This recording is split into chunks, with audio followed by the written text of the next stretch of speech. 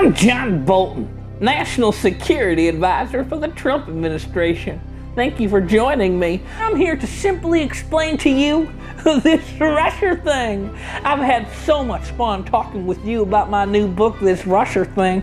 I hope it explains a lot, and I really hope it helps you learn.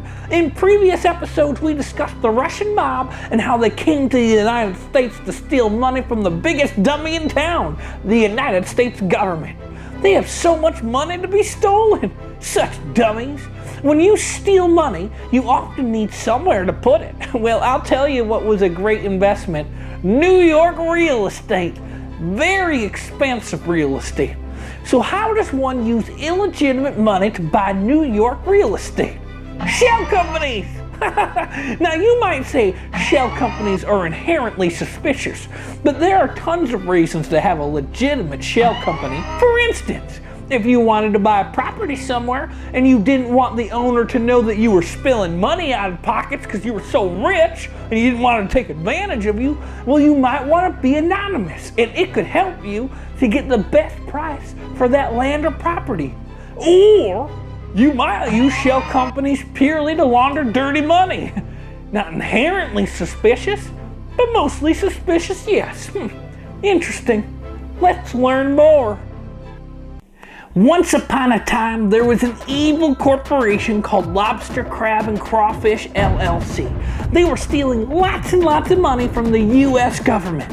So they can't just deposit this money into a bank, because the bank would say, where did you get all this money? So instead of reporting their income by saying, oh, Lobster, Crab, and Crawfish got all this money by stealing, they open up an offshore company called Turtle Inc. Now, Turtle Inc. has its own employees, yet it's really not separate employees. They're really just hired to do anything that Lobster, Crab, and Crawfish are telling them to do.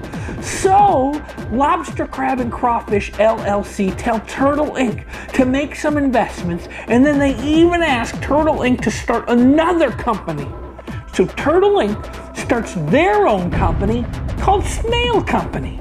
Well, Snail Company is getting into dirty business and breaking laws, a bunch of them, and they get caught. What happens next? Well, Turtle Inc. liquidates Snail Company. It shuts it down and opens a completely new company called Clams Incorporated.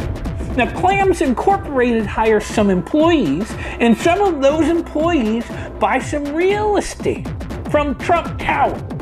Meanwhile, Donald Trump is learning how to take advantage of loose tax laws and profiting on funneling criminal money into the United States economy. But it doesn't look like a crime on its face. It's just the Oyster Group Unlimited wants to buy some fancy condos. Obviously, they're just selling some East Coast oysters.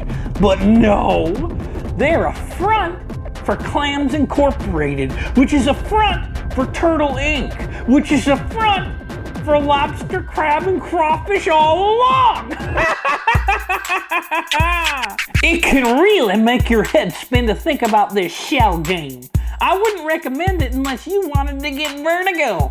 It's not against the law to sell real estate, is it?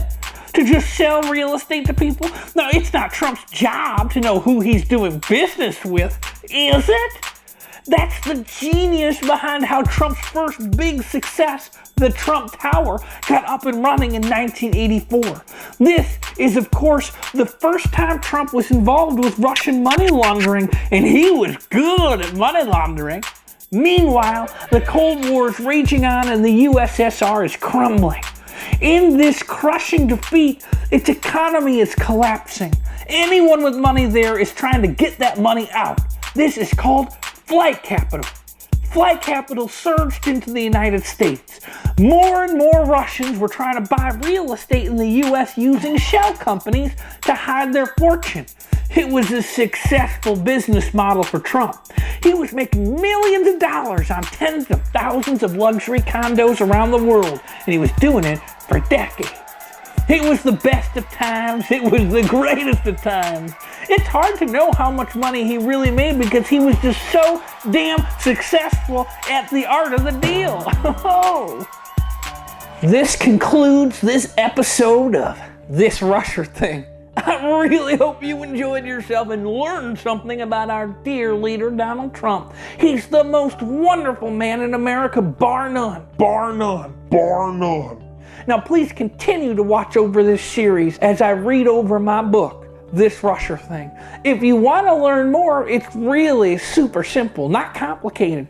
Donald Trump is a great man. And when you really look at it, you'll realize there's nothing to see here. Just a really great man with really heroic tendencies, and it's the tale. A timeless tale. A timeless American tale. Thanks for listening to Papa John Bolton.